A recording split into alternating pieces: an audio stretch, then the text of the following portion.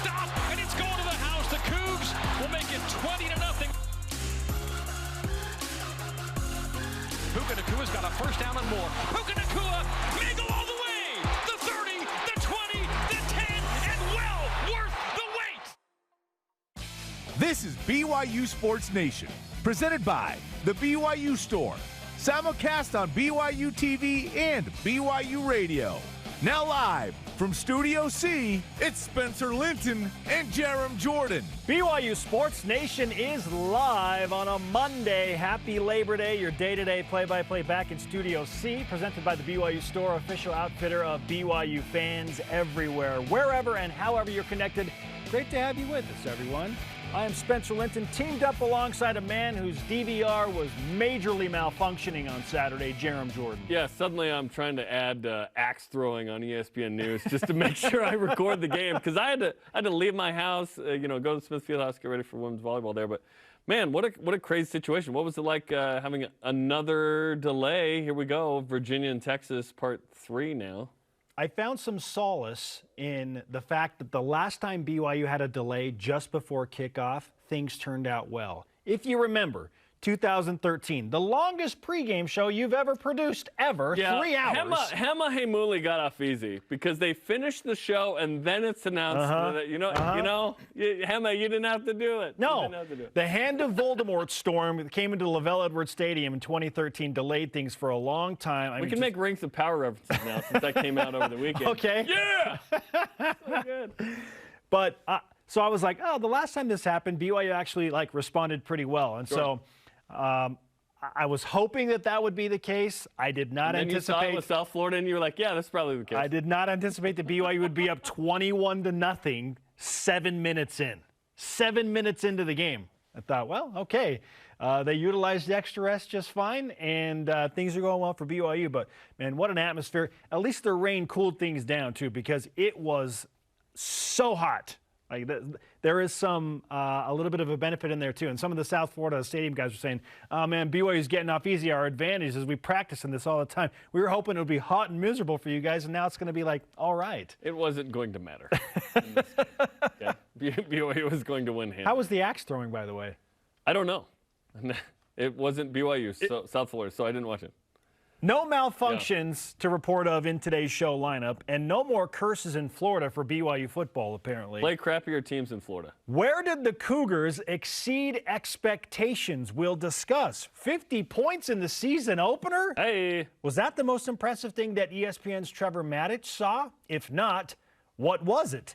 Plus, coming through on several guarantees, including 17+. Maybe we should put that curse aside as well. Bring on today's BYU Sports Nation headlines. BYU beats South Florida 50-21 to win the season opener thanks to 2 rushing touchdowns from Puka Nakua, including this one on the first offensive play of the year.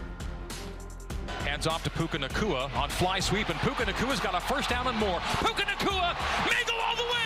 The 30, the 20, the 10, and well worth the wait. Indeed it was, Greg Wrubell. The game-winning score came 11 minutes into the game, Spencer, on a Keanu Hill touchdown grab. Chris Brooks ran for 135 and a touchdown. Jaren Hall 25-32, 261, 2 touchdowns and a pick. Yet, Lopini Katoa wasn't impressed. We know how good we are, and we know how good we can be. And so, we just got to stay hungry. I was talking to a lot of the guys in the locker rooms barely, and a lot of them are actually unsatisfied with how we performed because we know we could have done better, and we know we have a lot of tough opponents ahead of us. Indeed they do, including Baylor this Saturday night, the Big 12 champion. Pregame coverage on BYU TV and BYU Radio at 8 Eastern time. What a home opener awaiting BYU football. Woo! Number 6, BYU women's soccer.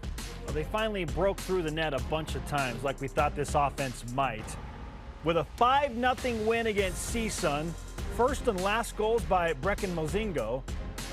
Bella Folino, a couple of freshmen, including Ali Fryer, scored the other goals. BYU's next home game this Thursday, 9 Eastern on BYU TV against Arkansas. Dude, crazy. They just have tough games. Almost every game. It's crazy. Number 7 women's volleyball beat Cincinnati in 4 Friday, then lost in 4. It's number 10 Pitt Saturday night. First loss of the season. It snapped BYU's program record 30-match home win streak, which they set Friday night. longest in the country. Cougars head to Atlanta to play top 15 teams Georgia Tech and Ohio State this week. Yeah, some significant challenges await once again for BYU. So while the loss to Pitt certainly hurts, it's right back at it. You need to get some notable wins. South Carolina has canceled their opener in women's basketball against BYU in light of the fallout from the Duke-BYU women's volleyball situation where the Blue Devils accused the BYU fan of making racial comments. BYU women's basketball has responded, and I quote, "We are extremely disappointed in South Carolina's decision to cancel our series and ask for patience with the ongoing investigation. We believe the solution is to work together to root out racism and not to separate from one another. Hashtag love one another." Much more on this coming up. College football playoff is expanding to 12 teams no later than 2026. How about that? The top 6 conference champions get an auto bid plus 6 at-large bids from the next highest-ranked non-champions. The top 4 conference champion seeds getting first-round buys, then games on campuses at the higher seeds. Okay, then. I like this. Again, Okay, it was just then. kind of like lost in the college football weekend. Why do it on Friday afternoon? I don't know. Why not wait? All rise and shout. It's time for What's Trending. You're talking about it, and so are we. It's What's Trending on BYU Sports Nation. What's Trending presented by BYU Food to Go.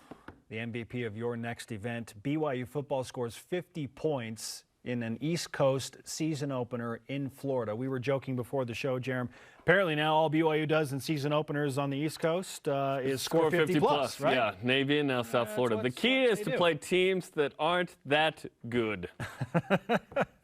And BYU is good too. Where did BYU exceed expectations in game number 1 is my first question for you. First off, the kick time exceeded my expectation. I thought it was going to be at 2 Mountain Time. It was not. But no, Puka Nakua's ability in the jet sweep game was incredible. Obviously, 75 yards, which we just showed, was unbelievable. Christopher Brooks was better than expected. I think I was hoping for kind of an 80-yard game and some real tough third downs and maybe a breakout run here or there. 2 runs of 40-plus. Obviously, the 52-yard touchdown was incredible. BYU on 4th and 2 inside its own 50 goes for it. He gets 7 yards on, I think, that second drive. I didn't expect a red zone Jaren Hall pick, but BYU was up big. He was being aggressive. Not a big deal to me. If BYU loses against Baylor late in a game, because that's what happens, or Cam Rising, if Jaren Hall does it, then yes, that's an issue, but not a big deal to me. But overall, I expected BYU and win by 17 plus, baby. I told you this was going to happen, that BYU would go down there and dominate, and they did, because BYU is a very good team. And now we're going to see just how good they are on Saturday against a very good Baylor team that obviously dominated Albany, weren't tested, had the largest margin of victory of any team in the country. But here we go, man. Part 2 with Baylor Saturday. Yeah, on Friday we were both pretty bullish about BYU coming out strong, right? Nice. Yeah. Oh, and the Bulls were bullied. Hey. Yes.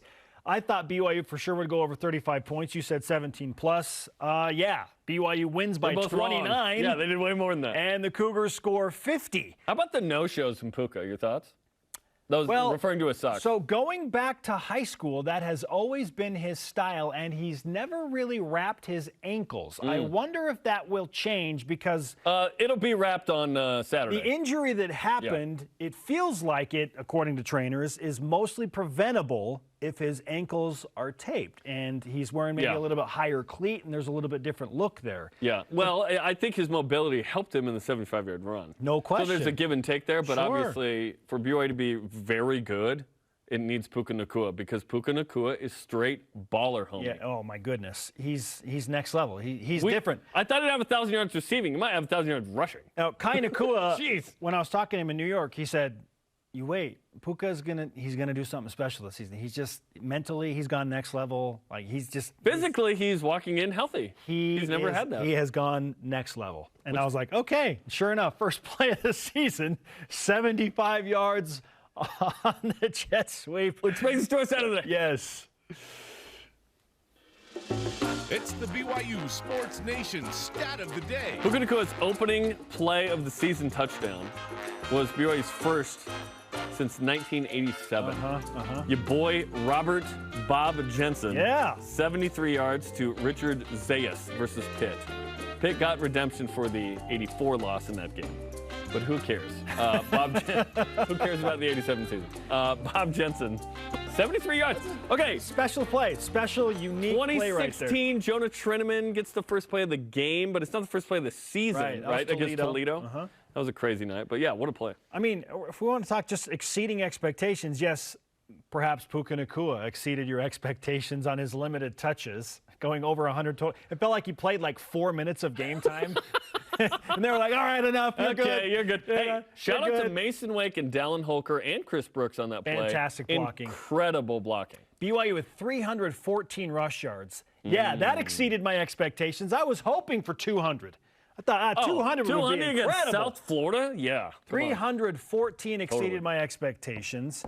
575 total net yards exceeded my expectations. I guaranteed BYU would go for 450 plus. They outdid that by 125. Yeah, if we're trying to find issues, which we're not, certainly BYU could have done a little more in the second half. Obviously, giving up a kickoff return and a long turn to Brian Batty was not ideal. I'm going to call him Tyler Batty. Brian Batty, by the way, first team returning All-American kickoff specialist. Like, he's legit. BYU's not going to see a kick returner like him the rest of the year. You don't want to give up a kick return to start the second half. Well, I get it. Yeah, Kalani Sitake told me after the game, perhaps that's my fault because I want my guys to be able to cover against good kick returners. So I was just like, no, keep kicking it to them. We need to figure this thing out. Yeah, probably. Well, listen, in this game, I don't really care. This is a game you were in control at halftime. Like, BYU's up big. This wasn't a game-swinging moment. It's okay. So maybe it was better for these guys to get that experience, get that bad taste in their mouth in this game, and not in a game where it's going to be closer and tighter, and that's going to swing momentum, and maybe you lose on a play like that. I'm okay. Obviously, you don't want it, but if it's going to happen, this game's fine. Hey, the turnover battle, 1-1, that wasn't like a huge factor. Nope. Granted, the one turnover that South Florida did give to BYU was a pick six courtesy of Max Tuia. So that's one of those devastating turnovers for the Bulls, right? I'm going to talk to him about this in the film room, but to me that's a makeup for the 2019 game against Washington where he reaches out at the 5 and fumbles it. But then they say his knee's down. This is a make good for that. He got in the end zone. Of our 6 guarantees, 7 guarantees, we're 5 for 7 combined. Okay, so you went 4 for 4, dog. I went 4 for 4. Yeah, Jake Oldroyd didn't miss a kick. Turnover battle will be even or plus for BYU. 450 plus offense. BYU's going to score 35 plus, and you of course doubled down hard on 17 plus, which is basically worth 4. Yeah. I said Chris Brooks would have 2 rushing touchdowns. Puka Nacua selfishly had 2. And then Ryan Rico did not have a 58-plus yard punt. He did have one down inside the 5, and then he actually shanked one. I was like, Ryan, what's going on? You're trying to look human to everybody here? Yeah, listen, he's just setting up the long game, right? Now everyone's like, oh, when he has like a 68-yard, it's like, oh, yeah. Couple of quick stories to share from the sideline, please. Some observations. One from Caleb Hayes. So BYU went for it on 4th down twice, right? 4th and short. And so by nature, like the defensive coaches are all like, get your helmets, get ready in case BYU doesn't get the first down. So they get their helmets, they put them on, they start strapping them up, and BYU gets first down. And he turns around and goes, man, I don't even know why I do this. I believe in my offense. Next time I'm not putting on my helmet. I'm sitting right there, I'm not putting on my helmet. And then he just races out. I believe in my offense. That's great. And then the second was, people were asking why Mason Wake didn't try and hurdle a defender. There was a play where he got cut pretty hard, yeah. He came over, and they're like, why did you jump? Why did you jump? And he's like, I heard from the sideline. They were saying, watch for the hurdle. Watch for the hurdle. He's like, I heard him from yelling. South Florida. And so he was like, okay, I better not hurdle because he's going to be expecting it. So they had scouted that for sure on Mason Wake. Of course they had. He's Mr. Hurdle. In the moment, he's like, they were screaming, and I couldn't do it. I love that he could hear that because sometimes when you compete in sports, you can't hear anything. Like, you just zone all of it out. But I love the reality of that no, I can hear that. Yeah. Yeah. That's funny. Very fun atmosphere for BYU. And it always is when you win by 29, Oh, Spencer. my goodness. Oh, my goodness. It's just, let's put away the Florida curse. Let's put away the 17-plus curse. No, I'm telling you, the key is to not play Florida State, Miami, or Ohio State. When they're ranked number 2 or number 1. It's a little easier when you're playing UCF and 5'10" Dylan Gabriel. I could quarterback Oklahoma to a win. Come on, man. I'll just get the ball out quick and they race it up. Anyway, it's good to go win in Florida. Now that's not a thing, you know? Our question of the day, where did BYU exceed expectations in the season opening win over USF? Let's go to Voice of the Nation. This is the voice of the nation on BYU Sports Nation. Travis Larson answers on Twitter. My expectations were pretty high going into the game, but I was so happy to see BYU start so fast and leave no doubt early who the better and more dominant team was. Go Cougs. Now, South Florida did something interesting last year and this year. Is they scored more points than Arizona, Utah, and Arizona State did against BYU. But that's because BYU raced out to 21 and then this year 28-0 leads. 38. They were up 38-0. It changes. There you go, 38. It changes the way you approach the game. It's just the reality. Well, why don't you keep the pedal down? Because it's just hard to keep going at that level. Yes. So, and it's all good. So BYU defense didn't have to do anything crazy in this game. BYU had to be -4 in turnovers for this to be a game.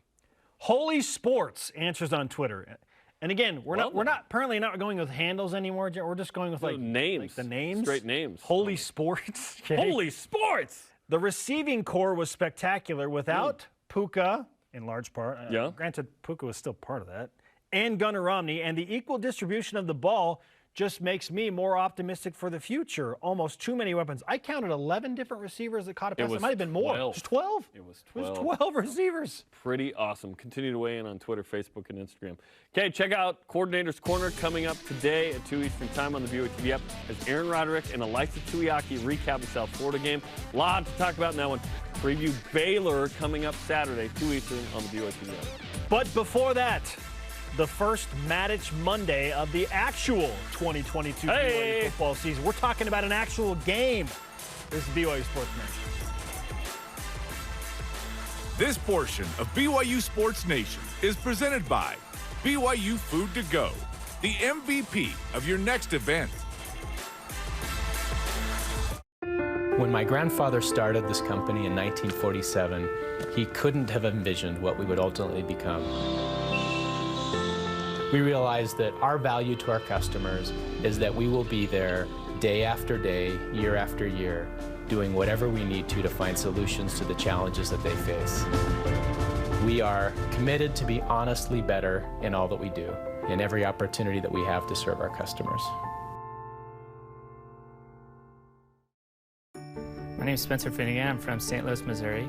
During my sophomore year, I got married to my sweetheart, Mary, and there's tons of unexpected expenses when it comes to marriage. We were looking for scholarships. I found the replenishment grant, and my local alumni chapter gave me a grant to help me focus in on school. I'm so excited to, now that I've graduated, give back to those students that are coming to BYU in the future.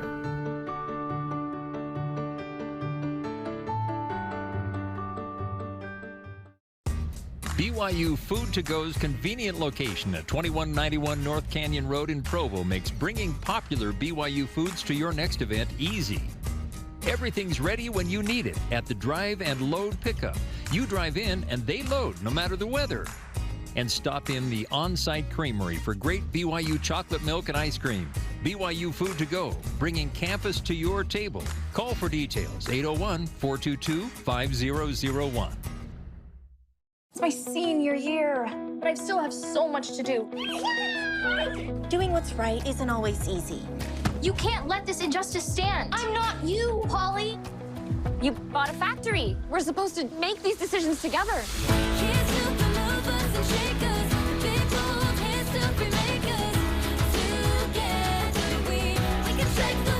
I have no idea what your future holds, but I believe that you can change the world. BYU Sports Nation is presented by the BYU Store, official outfitter of BYU fans everywhere.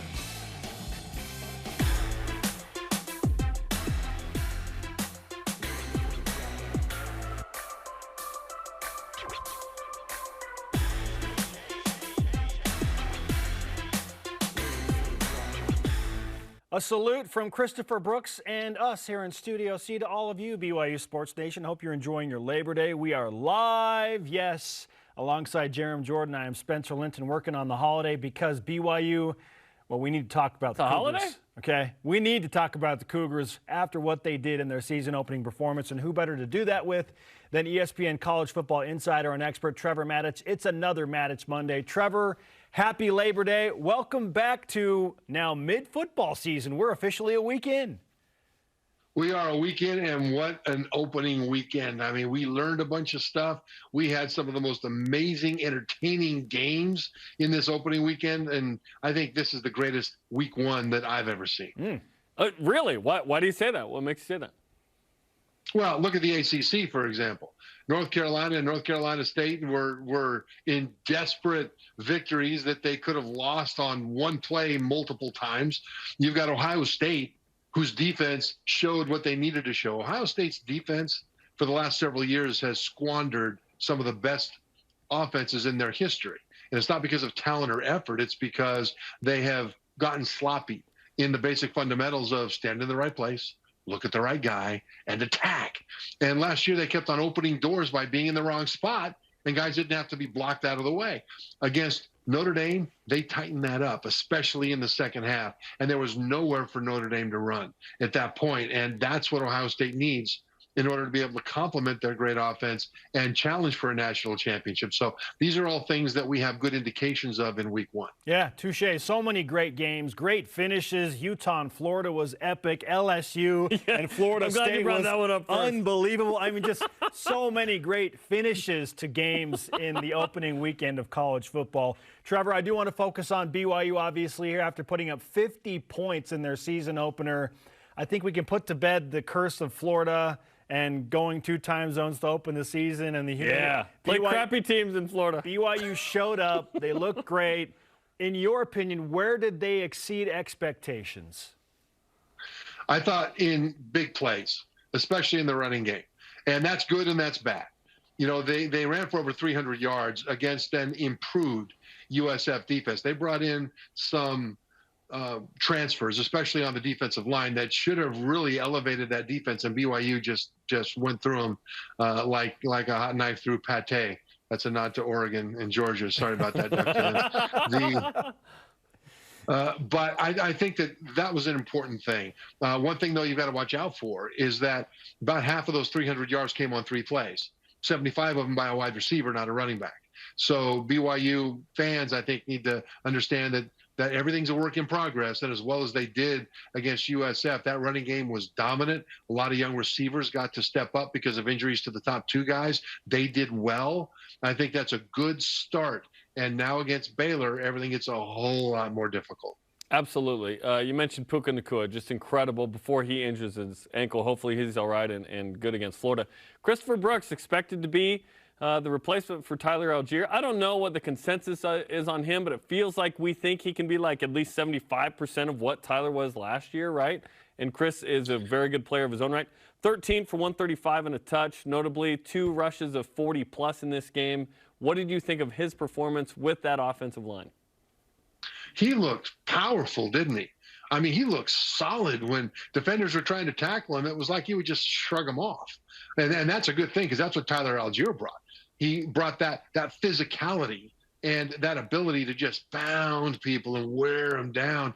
And Christopher Brooks showed that kind of capability. You know, I don't know how long he can keep that up. Let's hope he can. I'd like to see him catch a few more balls, because that's one thing that Tyler brought to it. You never knew if he was going to have his touch by a handoff or a pitch or a throw down the field. And so I'd like to see a little bit more of that from Chris Brooks. But at the same time, I think the first game as a BYU Cougar was incredibly encouraging. Trevor Matich, ESPN, with us on BYU Sports Nation. Trevor, where is your biggest concern for BYU lying in the Baylor game ahead and after what you saw from them in Florida as they push forward to their home opener? Well, special teams, coverage units, for goodness sake.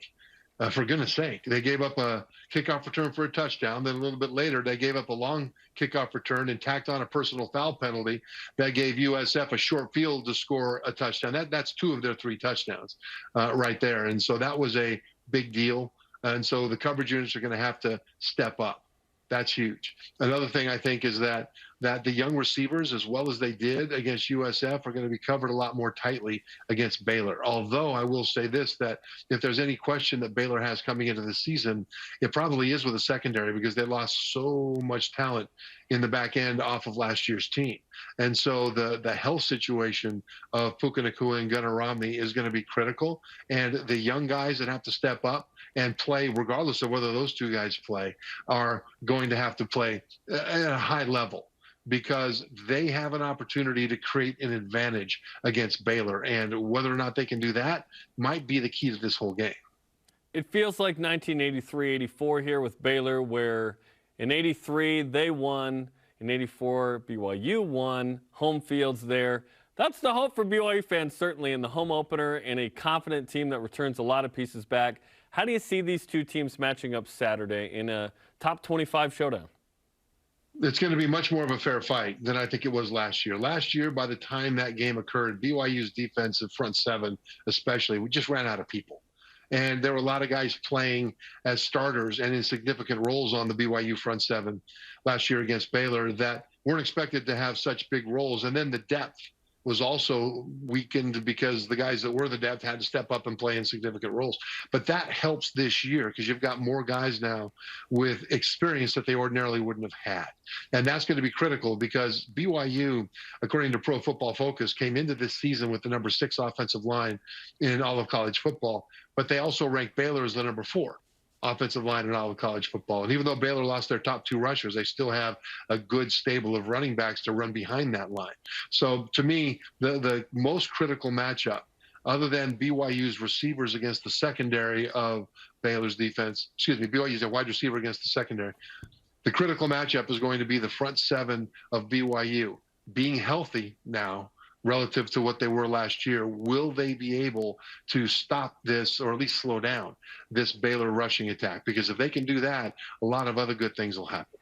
It's a Matich Monday with ESPN's Trevor Matich on BYU Sports Nation. Trevor, is there anything you learned about BYU that you felt like you weren't sure on after 1 week? No, they performed kind of as expected. I mean, I thought that what happened would happen.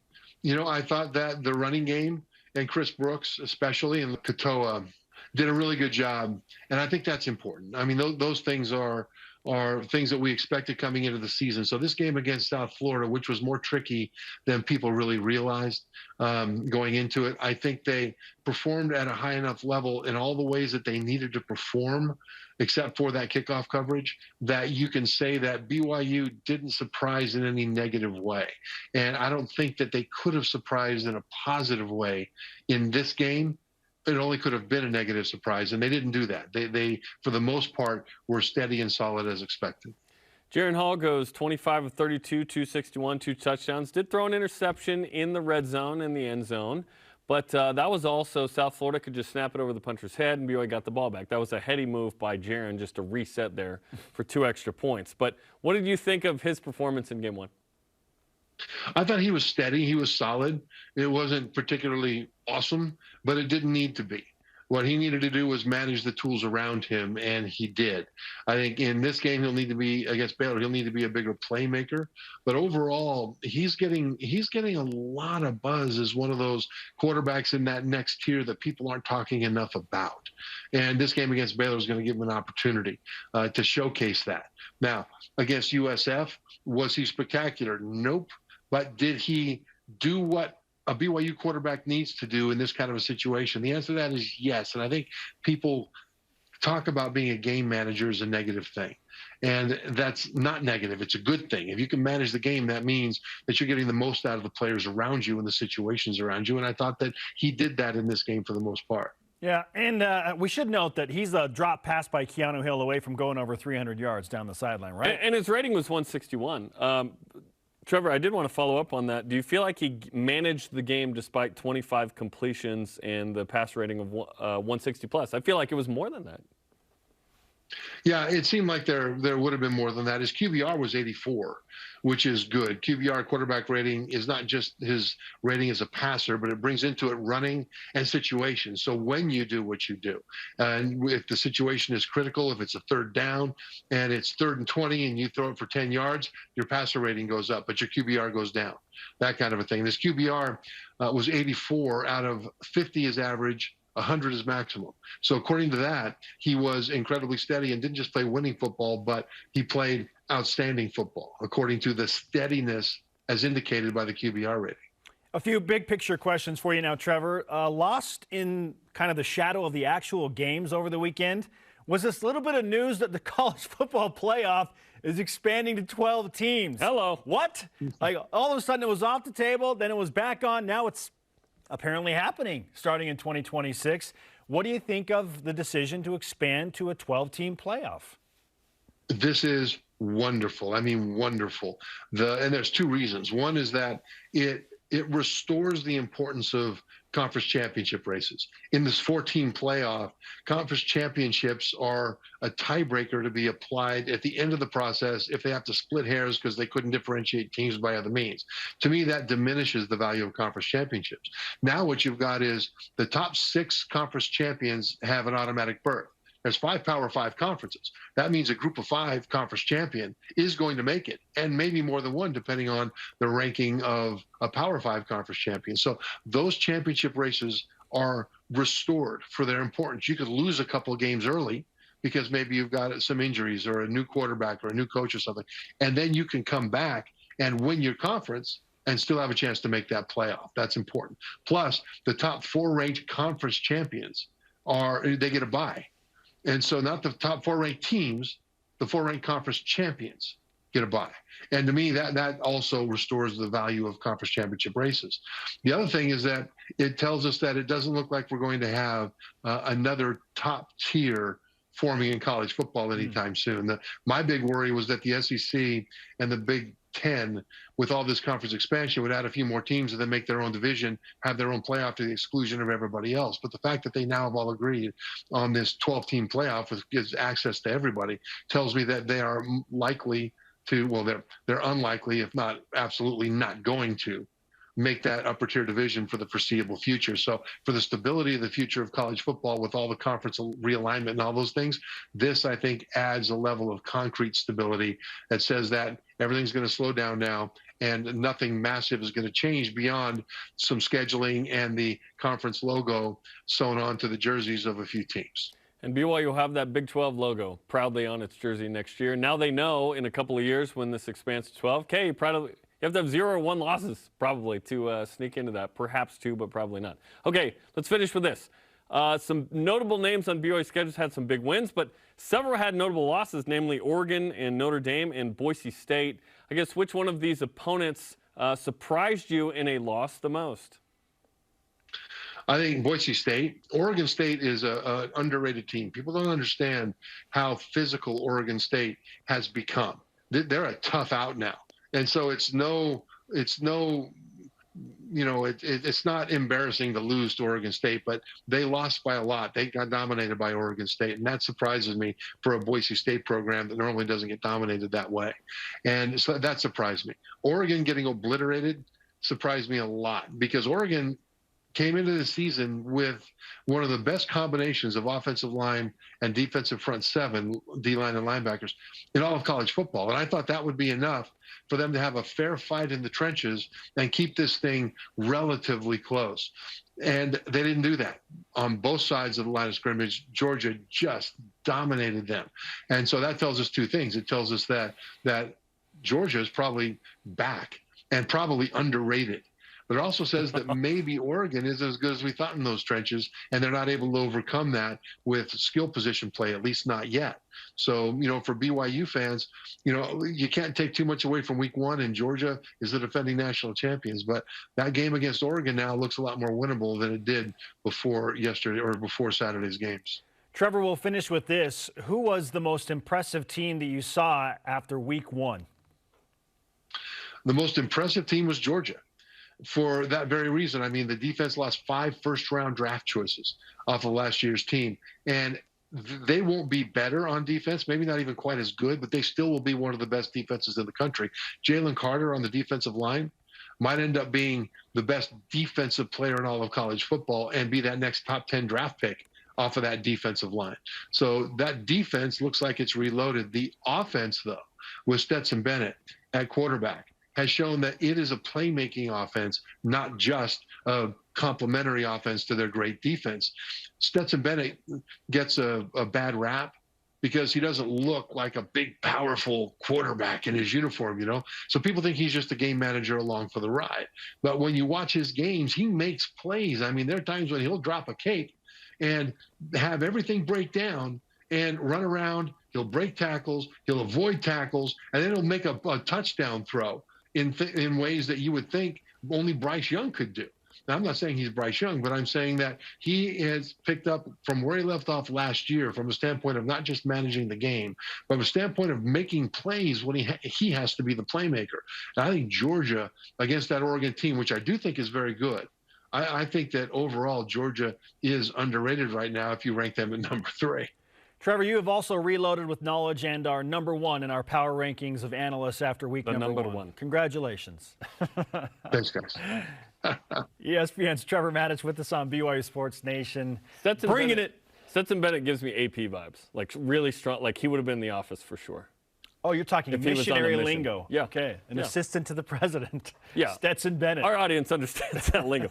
Check out After Further Review Tuesday night, tomorrow night, 7 Eastern on the BYU TV app, as Dave, Blaine, and David break down how the Cougars dominated South Florida and where BYU is up against it versus Baylor tomorrow on the BYU TV app. And we unveil this week's BYU football uniform combination versus Baylor. This is BYU Sports Nation.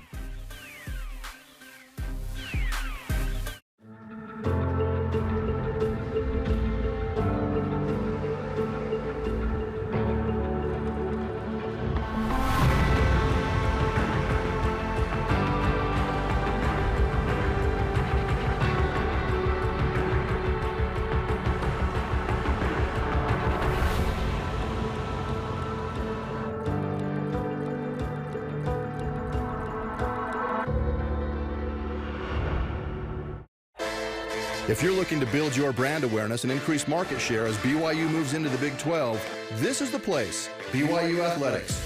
We can provide the tools you need to make sure your company is seen and heard. BYU Athletics is where you can align your products and services with loyal fans that cheer for our Cougars.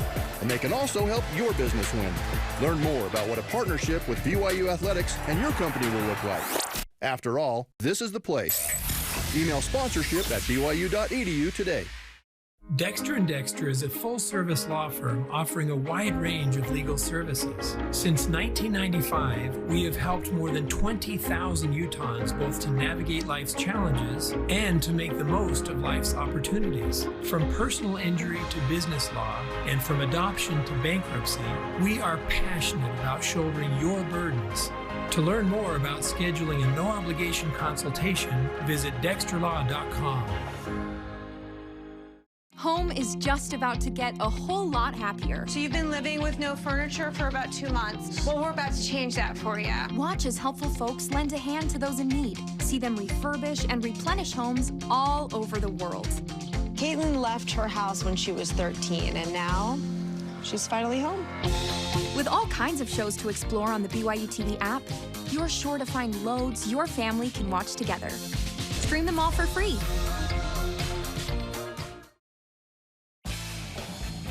This portion of BYU Sports Nation is presented by Maersk, your e-commerce logistics shipping partner.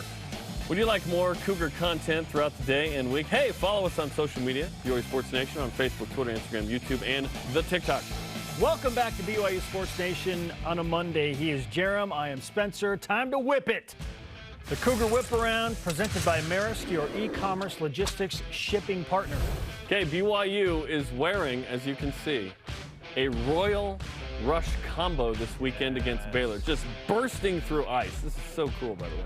What do you think of this combo? And tell us about this new helmet. Okay, so I love the gloss finish on the BYU Royal Blue helmet. If you remember a year ago, yes, it was a matte finish on the Navy helmet and on the Royal Blue helmet. I like the gloss finish under the Saturday night lights at LaVell Stadium. It's going to look fantastic. Is that what we're calling now? Like, we fully embrace, like, hey, late Saturday night, we're cool with this.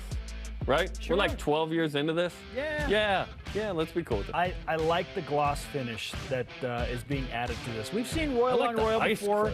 Super cool. Yeah, fantastic video production. I'm a pebbled ice guy myself, but yeah. But I do like the gloss finish on the Royal helmet, not the matte finish. Hey, it's spicy, and hopefully BYU is as good as the Unis on Saturday, because it's a huge game. Let's go. Show up and show out. Let's go. Come on.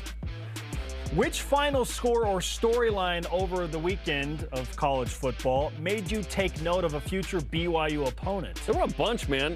Baylor, largest margin of victory in the country over the Great Danes of Albany.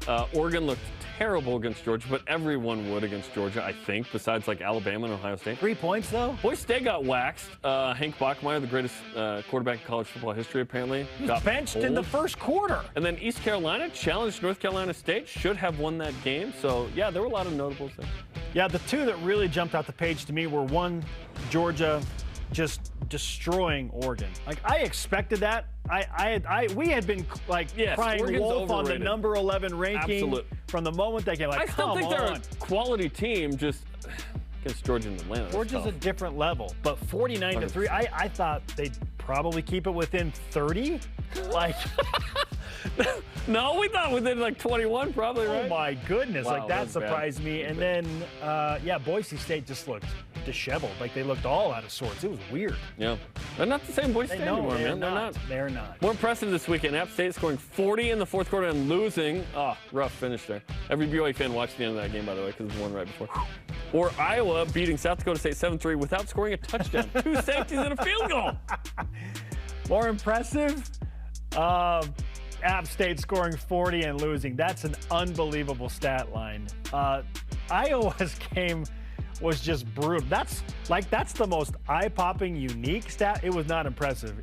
South Dakota State? It was downright. In fact, it was downright unwatchable at times. Yeah, that's terrible, and that's why I didn't watch it, because it was unwatchable. Oh my goodness. That one for me would be App State, because they hosted North Carolina, by the way. How about that? Yeah. Where will BYU football be ranked tomorrow in the AP poll? And keep in mind, RJ Young released his poll. Yeah. He's got the Cougars at number 14, but he's like 14 all offseason long. He's been super high on BYU, more so than the majority of voters. You ain't gonna be 14. They're gonna be like 22. So where do you think BYU is going to end up in the AP poll tomorrow? 22. 22? Yeah. Okay, I've got them at 23. Okay. Here's why.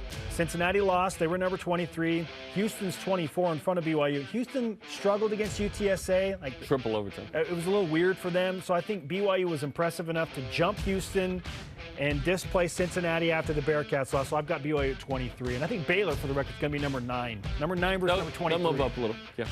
All right. Yeah. On to the playoffs. Shall we move? We shall. College Football Board of Managers expanded the playoff to 12. 12 teams. As early as 2024. What's your reaction to the new playoff format with the 6 conference champs and 6 at-large? Okay, so the 6 highest-ranked champs, 6 at-large spots. I love this. I love that it's happening at the time BYU is going into the Big 12, because just maybe if BYU strings together something special as a Power 5 team, and they have a few years to build in the Power 5, maybe BYU sneaks in as like, a 10 to 12 seed. That would be a lot of fun. It'd be great. Okay? It'd be a lot of fun. Great. We were looking like you'd have to go back to probably 1996 for the last time BYU would kind of been in that situation. Yeah, Matt Brown of The Athletic went back and said if we used BCS college football playoff rankings, who would have been in it? BYU would not have been in it once. But 96, since 98. The but Cougars 96 pushed, would have the been. Cougars have pushed that number the last couple of years, but didn't have enough quite to get in there. You have to have 1 loss or no losses to do this. This is how it's going to be. Coastal in 2020, and you can't lose to Boise State in 2021. Right. Yes. That's the difference right there. Yes, I like it. No one's going to like this. I'm not saying BYU should do this, but BYU's access to this would have been better in the Mountain West. but BYU's not all about just making the playoffs. Clearly not. It's like way more than that. Notably, a big fat check, ESPN, and playing at the level BYU feels like it should have been respected as for a long time, which is in a Power 5. 6 highest-ranked conference champs. Does that mean just like overall conferences, Power 5 and Group of 5? Yes. So that means essentially one G5 will make it every year, at least. But maybe the AAC and Mountain West Conference have a weird year where they've got 2 top 10 teams. If the ACC or Pac-12 or Big 12 don't have someone who's that high, then no. How about this? New York Jets head coach Robert Saleh says Zach Wilson went through a workout today and could be possibly playing on Sunday. He said it's possible against the Ravens.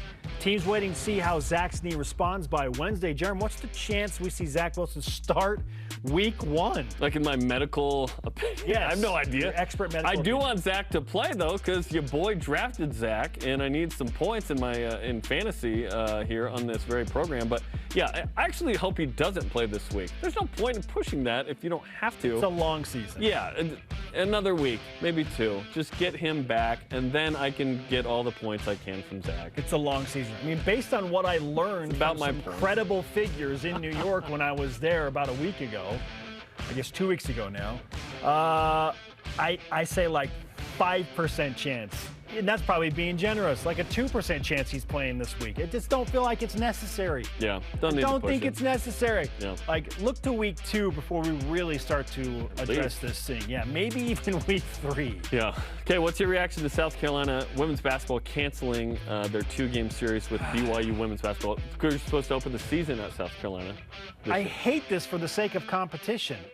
Don Staley and South Carolina are the beacon of women's college basketball. They're at the top of the game. They're incredible. They've displaced UConn. It took a lot.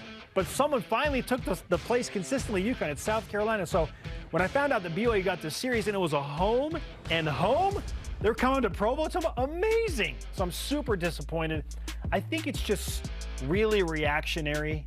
And unfortunately, it happens with a program that has dealt with their own race issues and their own fans being racial. Let's talk about this. So I'm disappointed too. In 2018, Missouri fans claimed that South Carolina fans used racial slurs and spit on them. Don Staley denied this, defended South Carolina. She was allowed a certain amount of grace in that situation. I was hoping she would allow BYU the same amount of grace that she received. And I loved what BYU put out, which is we were hoping to work this out together. They've done investigating, right? And they've yet to find evidence that happened. Again, 2 truths can coexist here, and this is what I believe at the moment. That Rachel Richardson believes she heard what she heard. I believe that. I believe her. I also believe that there's no evidence that it happened. So it's a tricky situation. Please allow the grace that you were given in that situation equally. That's what I was hoping for. Amen to that. I mean, I'm super disappointed, but yes. I guess there'll be other big games to be had because BYU is going to the Big 12. I wonder if this opens the door for anyone else that wants to cancel games with BYU. I would hope not, but I hope that doesn't open that door. Okay, coming up tomorrow night, 8:30 Eastern, BYU Football is calling Satake live at 8:30 Eastern on the BYU TV app as Coach recaps South Florida win, previews the home opener against Big 12 champ Baylor, plus Deep Blue with Chris Brooks, Film Room with Max Tooley tomorrow on the BYU TV app. And Jarom, we recap the first ever fantasy football results from our BYU Sports Nation Fantasy Football Draft and teams. That's my guy. We don't know who won. We have no idea. Not to know. We will find out in the moment who won. That happens next.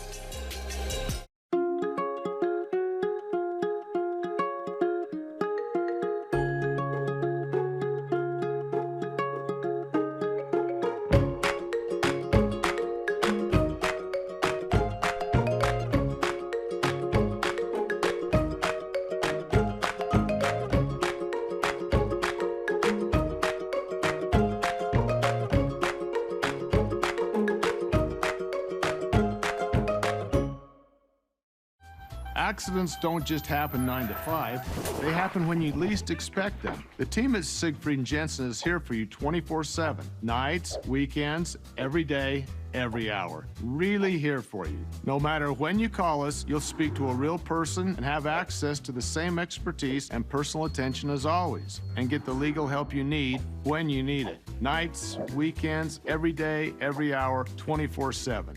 Learn more at siegfriedandjensen.com. Tim Daly Ford in Spanish Fork sells Ford vehicles including the F-150, the pickup designed for work and play. Tim Daly Ford maintains a large inventory, providing more choices for selecting an F-150 with the power and engineering to carry and tow heavy loads. The F-150's design offers comfort, safety, and a range of options to choose from. Think Ford, think Tim Daly Ford in Spanish Fork. There are things happening in Seaburg. They care more about people spending money than they do about people getting sick. If they're causing toxic pollution, it is everyone's fight. We can't just let them get away with it. If anyone can figure this out, it's my brother. Friends don't abandon each other. Fine. Be heroes. I know what it's like to love someone so much you'd do anything for them. Whatever happens, I'm glad we're facing it together. Me too.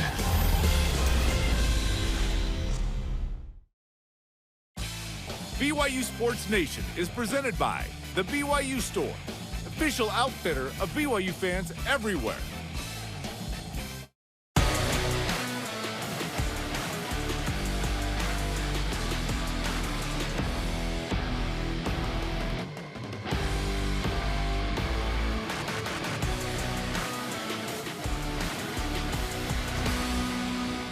Welcome back to BYU Sports Nation. We are live in Studio C. Our BYU Sports Nation Fantasy Football Friday Week 1 results are in. We have no clue, honestly. We don't know who won. I haven't looked. You haven't. We have no idea.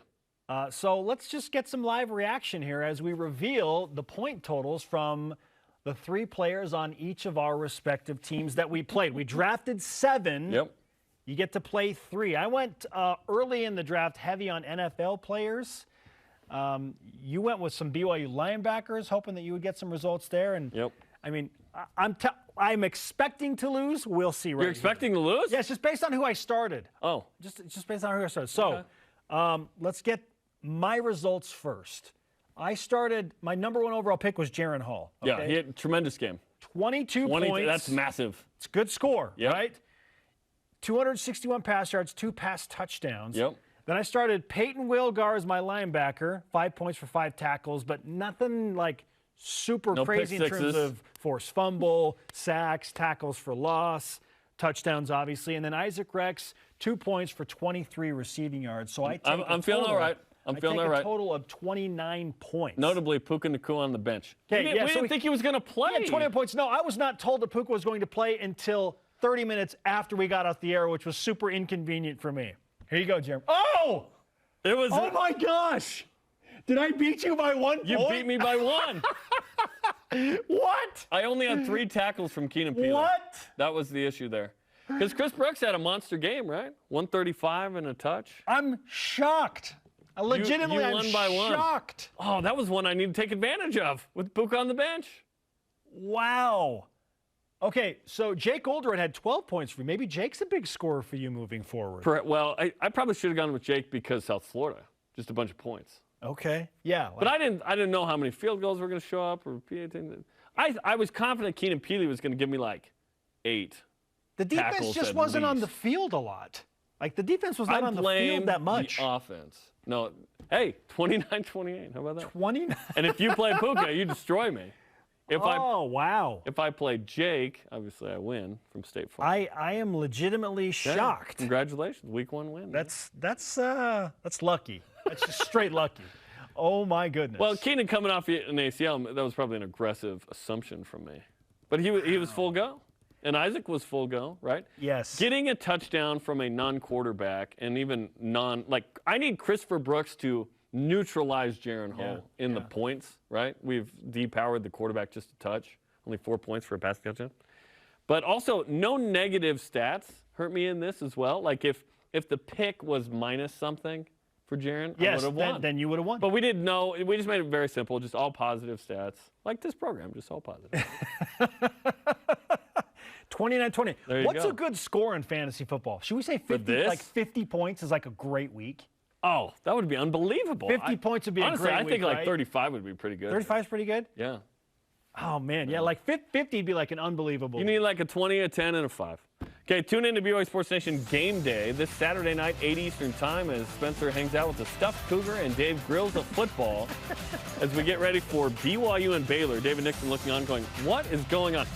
2 hours live from Cougar Canyon and inside the stadium. It's actually more than 2 hours. It's about 2:15. Check it out Saturday. The picture is something, that's for sure. Plus a rise and shout out to anniversaries, Jarom. Today's a significant anniversary. This is BYU Sports Nation. You and Brittany?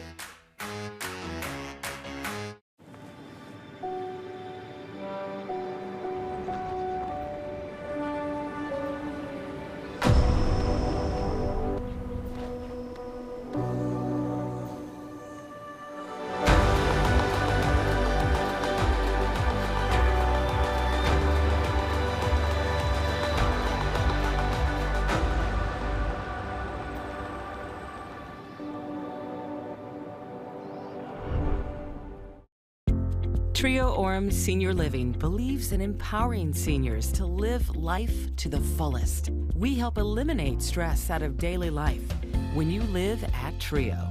Less time focusing on housework means you can socialize at one of our many events, with safety in mind, of course. And did we mention our spacious apartments with modern amenities? Learn more about setting up a private tour at trioorem.com. Before I was a coach at BYU, or before I was even a player, I was a BYU fan. That's why BYU football exists, is because of the fans. To have a bunch of fans that want to see you be aggressive, I think everybody can live through our 123 guys on the roster and the 11 that are on the field at a time. Really, it all starts and ends with the fans.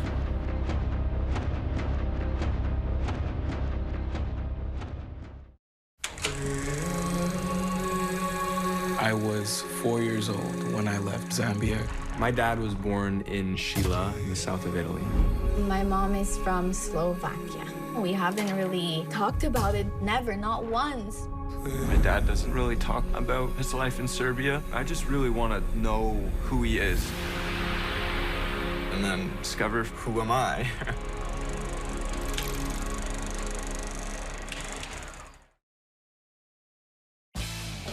This portion of BYU Sports Nation is presented by Mountain America, the official credit union of BYU Athletics. BYU Sports Nation's on demand. Download the BYU TV and BYU Radio app today, or download the podcast. Subscribe, rate, and review. Our question of the day, where did BYU exceed expectations in the win against USF? Our elite voice of the day, presented by Sundance Mountain Resort, from @Roberts_MN, who said, I expected a win.